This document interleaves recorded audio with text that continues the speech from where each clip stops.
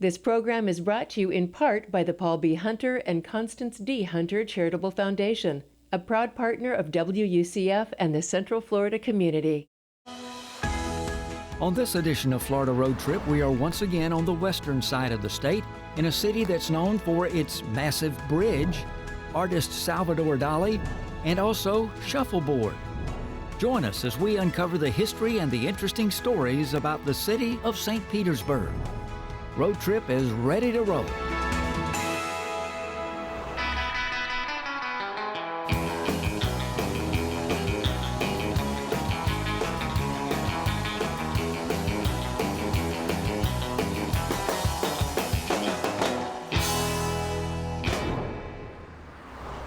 Hello everyone, and welcome to another edition of Florida Road Trip. I'm Buddy Pittman. Thanks for being with us. This time we move across Tampa Bay to St. Petersburg, a city that allegedly was named as the result of a coin toss.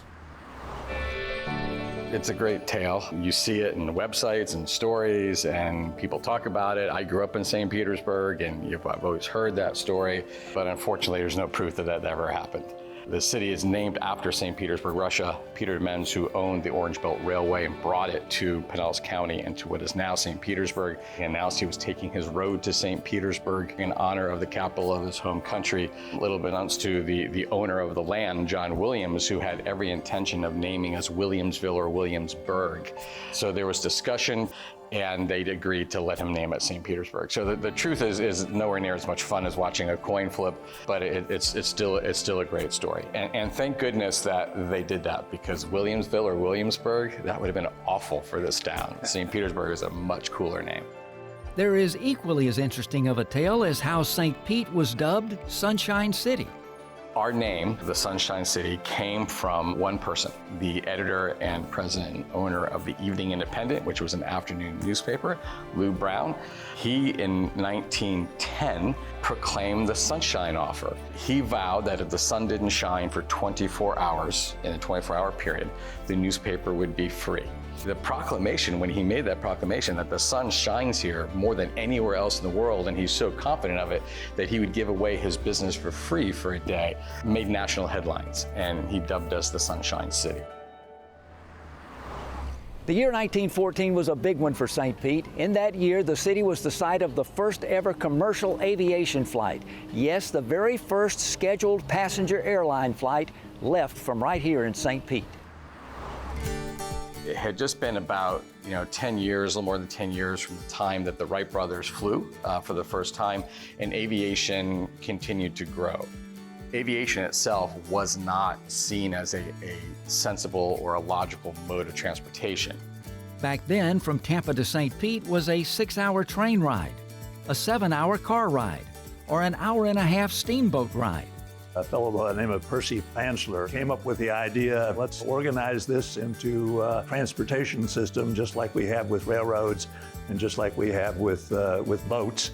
We ought to be able to do it in the air too. Fansler tried to interest Tampa officials in the venture, but they turned him down. He got a better reception, though, in St. Petersburg. And I don't think he even probably finished the first sentence, and we're like, we're in. Because if there was anything to do with tourism that would bring people to St. Petersburg, we wanted all of it, right? On January 1st, 1914 at 10 a.m., Tony Janus was the pilot. A.C. File, who was a former mayor of the city and local businessman, was the first passenger. That flight took about 23 minutes. The airline operated for only about 4 months, but over that time carried some 1,200 passengers. The regular fare, $5. The flight helped to really promote the idea of organizing aviation and put the idea out there that these planes could be organized into a successful transportation business. Everybody credits, obviously, the Wright brothers who came up with the whole idea of mechanized flight, but the whole idea of transport happened here. On November 18, 1963, President John Kennedy spoke at the 50th anniversary ceremony for that first airline flight in St. Pete. And I'm glad to come here to take part in the 50th anniversary of a flight from Tampa to St. Petersburg by Tony Janus. But because of Tony Janus, because of others like it, this country is number one in aviation, not only in this country, but around the world. That speech in St. Pete was made just 4 days before JFK would be assassinated in Dallas. So now we know that the first commercial airline flight happened in St. Petersburg in 1914. But also in that very same year, spring training baseball also began in St. Petersburg. For years, St. Petersburg had always had this love affair with baseball. And there were a number of people who were trying to convince some of the Major League Baseball teams to come further south for spring training. Thanks mostly to the efforts of a retired laundry owner from Pittsburgh named Al Lang, the ball literally got rolling. Here's Al Lang, the man who years ago brought big league baseball to St. Petersburg. As a young man, he worked in a laundry at a hotel where the visiting teams for the Pittsburgh Pirates would stay. And so he became friendly with all these players. He would, for extra money, he would do things like clean their, their mitts and their shoes, and he befriended them. And as time went on, a lot of those players became coaches or managers or were in the front office of these clubs. So he convinced in 1914 the St. Louis Browns to come to St. Petersburg. So they came here for spring training, and that was our introduction to spring training. And from there, it exploded. The Philadelphia Phillies followed the next year. More teams started looking at Florida. Everything changes for us, though, in 1925 when the New York Yankees come to town. It's just a whole nother world. And when they came, of course, this was 1925, they brought Babe Ruth with them, who was the greatest baseball player of all times. And of course, that really put St. Petersburg on the map. If you didn't know the world's first airline started here, you certainly knew that Babe Ruth was going to hit home runs in St. Petersburg during the spring. Obviously, he's this huge national icon, and he falls in love with us. I mean, he buys a number of pieces of property here in St. Petersburg, and even after he retired as a player, would come down in the winter, and especially during the spring training month, to watch baseball and hang out, and especially play golf. That was his thing here, playing golf. Al Lang Stadium is now the home to the Tampa Bay Rowdies Soccer Club. But back then, Lang's spring training vision was not just for St. Pete. And he actually championed spring training for all of Florida, not just for St. Petersburg, because he envisioned the actual Grapefruit League. He envisioned that these teams would come down here and pick different cities, and during the month of spring training, they would travel and play each other, and it would be great for tourism and for the economy throughout the state of Florida. And indeed it was. Every player that has been inducted into the Baseball Hall of Fame in Cooperstown has at one time during their career played on fields in Florida. Of today's 30 major league teams, only 6 have never held spring training in Florida. Ted Williams, Mr. Baseball himself, is up now. There goes the ball over the right field wall, bringing in 3 runs for Boston. The Mets ended up coming here, the Cardinals, the Orioles. At one time, we had 8 different teams here. So we became the capital of baseball. So the month of March was always huge here economically, as well as just magical fun here in St. Petersburg during spring training. For any baseball fan, the St. Pete History Museum has a must-see exhibit. It's the world's largest collection of autographed baseballs. Schrader's Little Cooperstown, the entire collection is owned by one gentleman and is on loan to the St. Pete Museum of History. Dennis Schrader started this collection when he was a young man, and actually was in Al Lang Stadium when the Yankees were training. He would help out with a bat boy, and he would collect shag balls. One time he was gathering some balls, and a player said, "Hey kid, you want me to sign that?" So the player signed the ball, and it was Mickey Mantle. So that's a great way to start a collection. You have Mickey Mantle sign your first ball. Schrader's collection continued to grow and now has over 5,000 autographed baseballs and has been certified by Guinness as the world's largest collection. The exhibit actually uses baseball to teach American history. It touches on women's rights, it touches on civil rights. It has a historic timeline that compares baseball history to specific events throughout the country. The collection is not just baseball players. You have balls signed by celebrities, by presidents, by sports icons, and legendary broadcasters, and even a dictator. There's a ball signed by Fidel Castro. Many people don't know that the New York Giants offered Fidel Castro a baseball contract. He turned it down to return to Cuba to start the revolution. And who knows what this world would have been like had he signed that contract. So it's a very unique collection of a wide variety of historical events throughout our history here in the United States. If you're not a baseball fan and you just love history, Schrader's Little Cooperstown exhibit is definitely a must-see. But if you're a baseball fan, there's no way you can miss this exhibit. We have a Hall of Fame collection that you walk through it, and basically it's a who's who of the past of baseball. To see, Shoeless Joe Jackson's autograph and the story of him. Joe DiMaggio, we actually have a ball signed by Joe DiMaggio and Marilyn Monroe, which is incredibly rare. You know when teams are visiting. I'll walk through the museum and you see a lot of like Yankees t-shirts or Red Sox t-shirts or Orioles t-shirts wandering through the exhibit because so you know when those teams are in town, their fans are following them. So it is definitely a must-see for anyone who is a baseball fan. If you have visited St. Petersburg in, let's say, the last 100 years or so, there's a good possibility that you might have stopped by one of Florida's original roadside attractions, Sunken Gardens.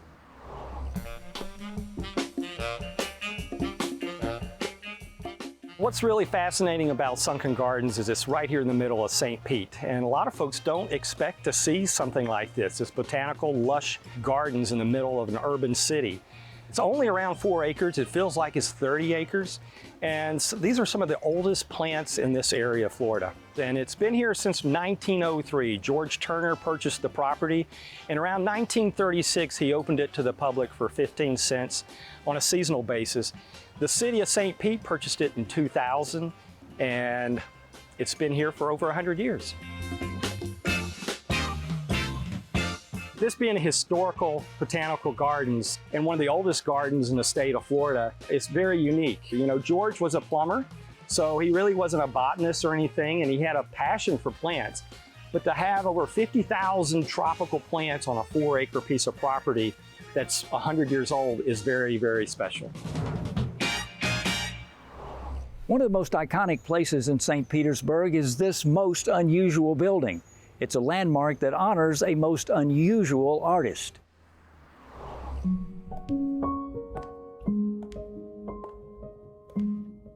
Greetings. I am Salvador Felipe Jacinto Dalí y Domènech, and I am back.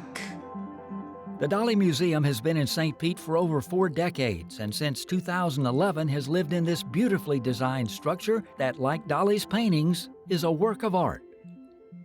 When they come to the Dalí Museum, they can expect to be both entertained and delighted. We have a collection of an artist who's known as a surrealist, so a painter of dream imagery, but he's also just this extraordinary figure who had a great interest in science and in mathematics, and not just art, but also photography and writing. And so all of these different aspects of the artist are found in parts of our collection, and there is a surprise at every turn in our galleries.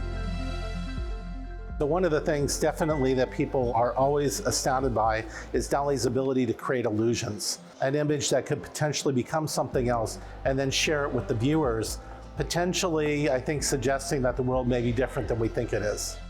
The museum celebrates the life and the art of one of the most influential and innovative artists in history, and a visit to the Dalí is a virtual experience.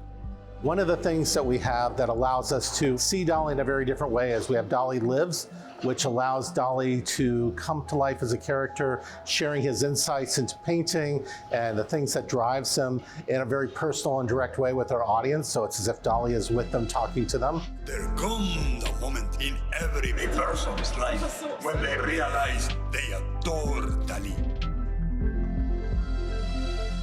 We also have Masterworks in augmented reality, where we've taken 8 of our paintings and we've explored them in AR technology so that you can actually see them start to come to life as a movie and find out more details about the meaning behind the paintings.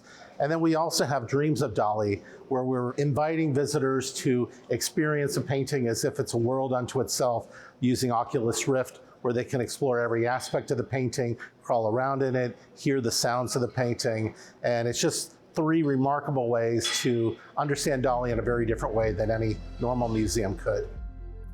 Dalí passed away in 1989, but hey, how about a selfie with the man himself? Before you leave, you will take a picture with me? Sure.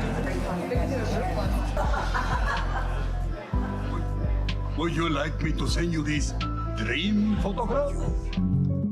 I guess if there was one thing that really summarizes Dolly, it's the ability to see the world differently and to invite others to experience it how he experienced it. And this collection shows you how we can emulate Dolly and also see the world from a different perspective.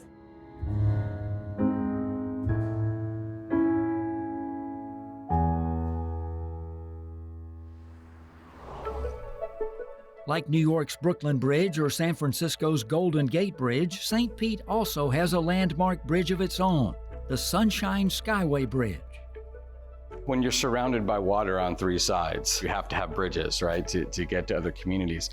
And St. Petersburg starts touting itself as a major tourist destination, which of course it grew into. When the Gandy Bridge opened in the 1920s, it connected Tampa with St. Petersburg. And from St. Petersburg to Miami, then of course you have to cross Tampa Bay. Back in the 1920s, folks came up with the idea of having the ferry service between St. Petersburg and Manatee County, or Bradenton was the closest town there. And that cut about 40 to 50 miles off of the trip if you were going through St. Petersburg and going south. So that ferry operated until the mid-1950s, when the first Skyway Bridge was built. And of course, that put the ferry business out of business. In 1954, they construct and open the original Sunshine Skyway Bridge. At the time, it was the longest continuous bridge in the world.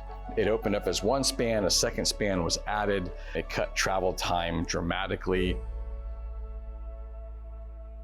In the early morning of May 9th, 1980, tragedy struck. A freighter called the Summit Venture slammed into the Skyway, and a huge portion of the bridge collapsed. And unfortunately, nearly 40 people died in the accident. You know, we lost that link south there for several years, but the state came through and helped to rebuild the bridge. Finally, in 1987, the brand new Sunshine Skyway was built.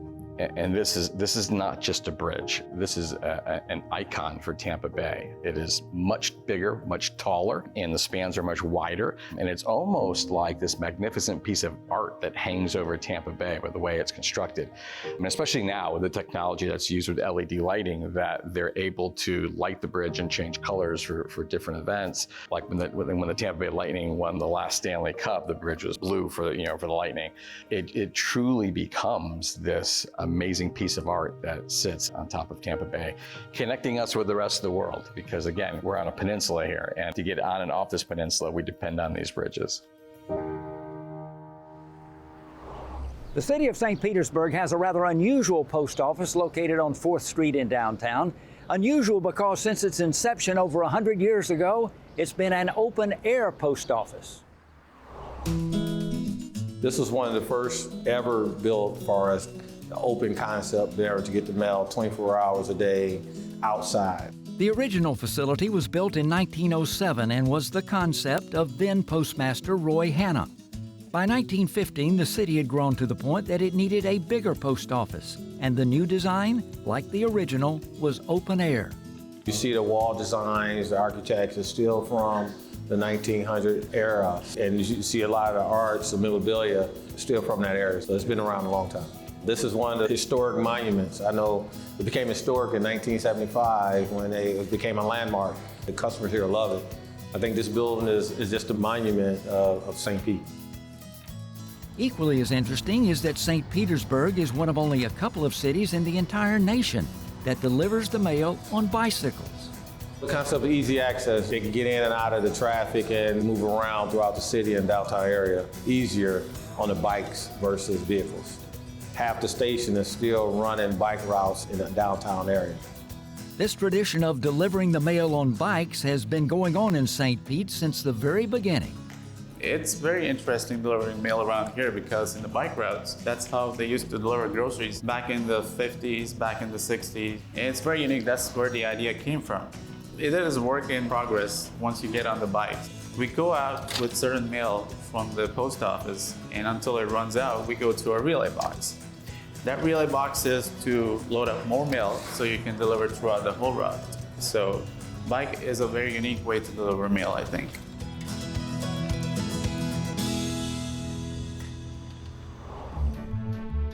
One of the original attractions in St. Pete was not a theme park or the beach, but rather a drugstore. Doc Webb came to St. Pete in 1926 and opened a small pharmacy. But that was just the beginning of something very special. Over the years, that little drugstore kept expanding. And before you know it, it is a 7-square block shopping mecca. Again, this is 1926 when he arrives. He is like the ultimate showman, an unbelievable marketeer when it comes to business. During the Great Depression, when businesses throughout Florida were struggling to stay alive, he continues to expand. Throughout the years, that tiny little drugstore became half the block, and then the full block, and then more and more blocks. And then before you know it, he creates this thing called Webb City. This was a mall before anybody knew what malls were. And at one point, there were 77 separate stores that you could go to. He owned them all. You could just pull into Webb City and pretty much take care of all your needs. And it wasn't just shopping. It was like a full day of just crazy entertainment. He had an area that becomes famous for the dancing chicken. There was a kissing rabbit, and then of course the Live Mermaid show. And he'd close his parking lot off and he'd have 3-ring circuses in his parking lot. He was just this amazing event marketing person that just happened to own stores. He undersold everyone. His mottos were stack it high and sell it cheap. He drove the Chamber of Commerce people crazy because he was always undercutting their prices. Brush it, get the new Ipana. He undercut the price of Ipana toothpaste, and he was actually sued by the Ipana company for doing that, for not selling it at the recommended retail rate. And the case went all the way to the Florida Supreme Court, and he won. His advertising was spectacular. He was the largest advertising in what was then the St. Petersburg Times. He never wanted to be outsold by anyone. His whole marketing ploy was to bring people to our city, not just to shop there, right, but to actually bring these tourists to St. Pete and not to other parts of Florida. And it worked. Another of the city's long-standing landmarks is the St. Pete Pier. Piers have always been a permanent fixture in St. Petersburg.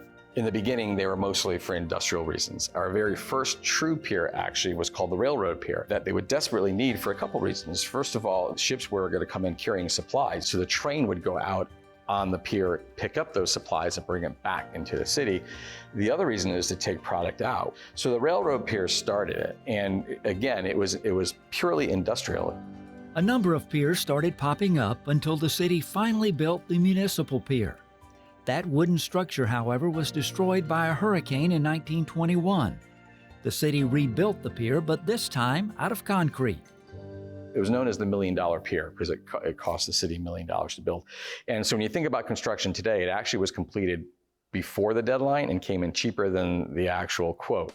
So the $1 million pier, at the very end of it, had a Mediterranean Revival style building. And that was kind of like the hub of activity for the city. There was dining and dancing, and it still became the center of activity for years. That pier got replaced by the inverted pyramid. You had a platform, and then you had this V-shaped building going right up to the top. So the advantage of that was it didn't block the views. You still had the views on either side of the V there, but as you went up, you got more and more space, more and more square footage. When it first opened, a lot of people didn't like it, but they didn't really understand the architecture. It was literally an inverted pyramid with it sitting on its point. So that structure stayed in place until just recently. That pier was closed in 2013 and replaced with the new current structure that opened in July of 2020.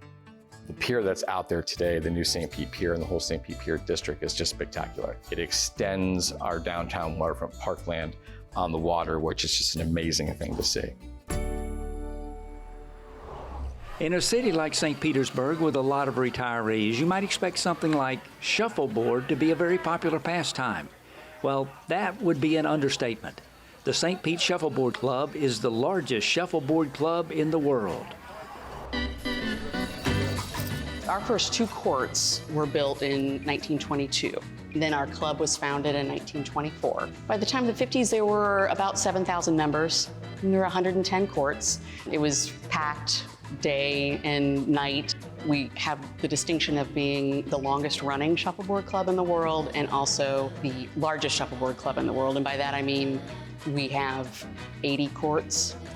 Our club has the distinction of being where the modern rules of shuffleboard were finalized, all the clubs around Florida were playing with their own rules, and the scoring was different, and so when the clubs wanted to start playing each other in tournaments, they couldn't. So in 1928, all the clubs came here, formed the Florida Shuffleboard Association. In 1931, the National Shuffleboard Association was founded here, and then in 1979, the International Association was founded here. I like to say like we're the Wimbledon of shuffleboard, or the Indianapolis Motor Speedway of shuffleboard. The St. Pete Club currently has about 2,300 members. They host tournaments and regular league play, but they're also open to players of all skill levels. It is a game that you can learn to play in about 5 minutes and you can get on the courts and have fun, have a great time, but it's also a game that takes a long time to master. So you can spend years working on the strategy, and it's a game that some people take really seriously. Just like we were influential in the 20s and 30s spreading shuffleboard, we're influential now spreading shuffleboard around the country. We are really the most important place in the world for shuffleboard, and everybody around the world that plays shuffleboard, they know St. Pete. And that wraps up this St. Petersburg edition of Florida Road Trip. I'm Buddy Pittman. Thanks for being with us. Join us next time as we continue to explore the rich history that surrounds us all each and every day.